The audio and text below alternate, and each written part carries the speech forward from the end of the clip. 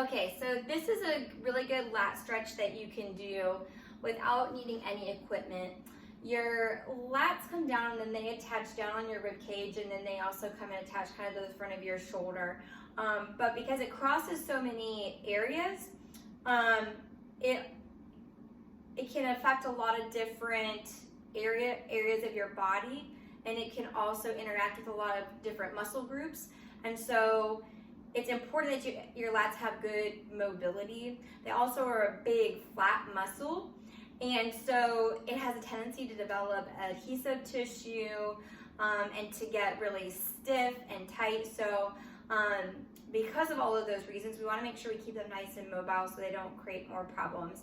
All right, so a really easy way to stretch this muscle is going to be to elongate it from the back, so it has a lot of attachments to your thoracolumbar fascia. Sorry, it's a lot of terminology, but right at the sort of like the base of your low back across the whole entire thing. If you were to see it in person, it's basically pure white. So on the inside, so that's all fascia, it's all connective tissue. It is really thick and really supportive. So it kind of, so it's made to give you support of your low back.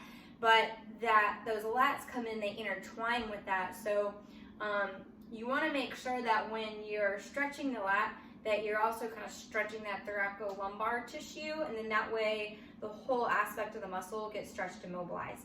All right, so to do that, what you want to do is you want to, one, drop your pelvis down. So if you can get into a position like that where you have your knees apart and you can drop your hips down, that's going to help stabilize your hips and get in a good lock position. So now you can stretch out the lat area. All right, so without any equipment, all you would do is you kind of come into a forward bend position, and then you want to walk your hands away from the side that you're stretching, and you should automatically feel it, a really good stretch through that opposite rib cage. Now the more you stretch, you're going to feel your hips want to lift up, and that's because that attachment to the fascia that we were talking about back there. But don't let your hips come off of your heels, okay? So keep that hip down, really drive it down. That way it's not letting go of the lat. And you're gonna hold it for like 5 or 10 seconds. Then you just walk it right over to the other side. And the same thing, you're gonna feel that opposite hip kind of wanna lift up, but don't let it. Really try to like push it down. You can even use your hand that you're stretching with. You can push it down into the ground to help push your hips backwards.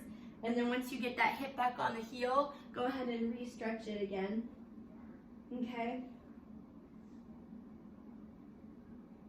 So I would just work on this. My lats tend to get tight, especially if you do pull-ups and anything overhead rows, stuff like that. You're gonna have a tendency to get tight through your lats. So you wanna make sure you give them a really good stretch.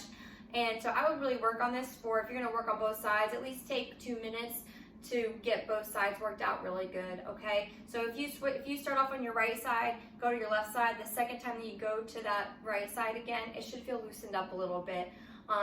You also might notice a difference between the right and the left side. That's perfectly normal. Just spend a little bit more time on the side that's more tight.